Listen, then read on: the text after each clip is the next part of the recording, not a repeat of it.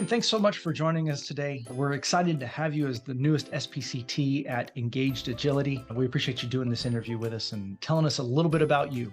I'm excited too, Matt. Thank you for having me. Look forward to our conversation here today.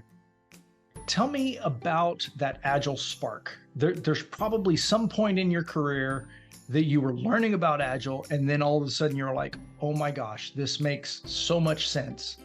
Tell me where it hit you. I remember back in 2011, I started at AT&T, and I started getting into Six Sigma in particular, right? Process improvement, things like that. And I was pretty sure, I was like, this is the path I want to go down. Lean Six Sigma is really what I was focused on. I was a green belt. I was looking for a black belt that was going to mentor me so I could become a black belt. And my boss came up to me one day and he goes, Bryan, I think you would be interested in this thing called Agile. Take a look at it. And so I started digging into Agile, and whenever I saw the values and I saw just the wording of Principle 10 in particular, simplicity, the art of maximizing the amount of work not done is essential, I was like, that is profound. We're working on getting a course together for some of their technicians, and we actually used one of the frameworks. We used a Scrum-ish framework, and we had a Kanban as well. But by doing that, I got to see that this stuff really works. Like it doesn't just need to be for technology-focused teams. It can be used in a variety of contexts, and you can get the benefits. And that's kind of when I fell in love and got bit by the Agile bug.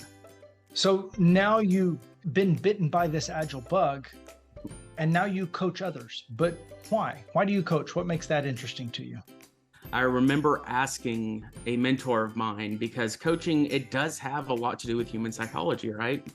And I remember asking a mentor of mine, I was like, what is the difference between manipulation and coaching? You're using a lot of the same skills and a lot of the same techniques that people who are doing both would use. So what's the difference? And his response to me was, there are similarities, but the main difference is that somebody has agreed to allow you to coach them.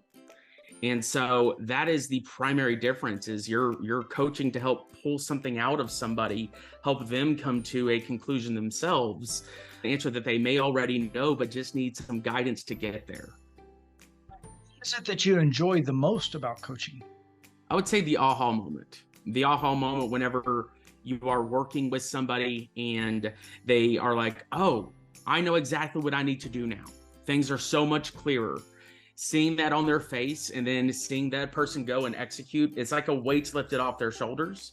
It's like they're able to just take a step back and go, the world's better now. I know what I'm doing. Here we go.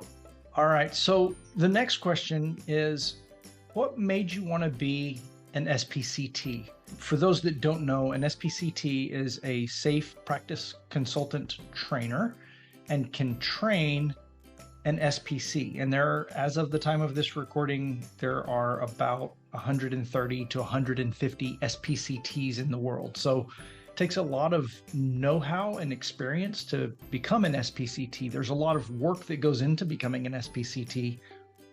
What made you want to be there? Main thing I would say that made me go down this path was the people that I saw that were in the SPCT community. I love to learn. I'm a bit of a geek, bit of a nerd at times. I love to hear different things. I love to hear stories about different techniques, different tools being used in ways that they may not be designed to be used, but you get an outcome from it and you learn from it. And what I saw with this community, the SPCT community, was that the people here, they have so many different experiences that are far different from my own, and they are going to have a lot of knowledge. And I know the moment that I am in the room with anybody in this community, I know for a fact that I am definitely not going to be the most knowledgeable in any subject, pretty much, meaning I am going to be forced to learn. It is going to force me to become better. And so I looked at that and I said, well, I believe I can help contribute some value to this community too and help others.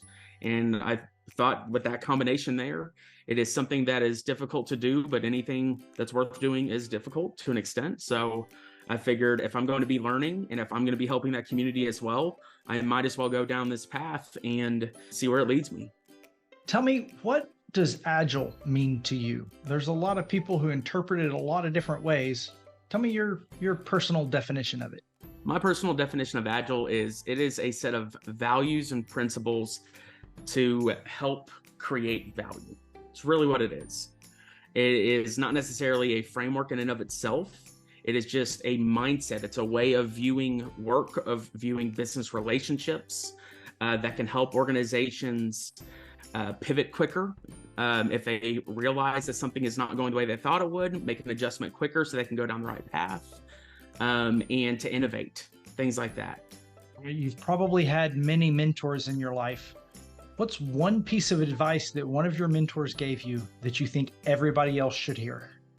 Be yourself, be genuine. I would say that is probably one of the number one things. It's very easy to get into a scenario where, hey, I should act a certain way, I should talk a certain way, I should dress a certain way, I should buy certain things and have certain clothes on, but it's not really who you are. And eventually that shines through in your interactions with people, right? In the relationships you form and the work you do. And so be yourself, be genuine. And even if it is not perfect, learn from it.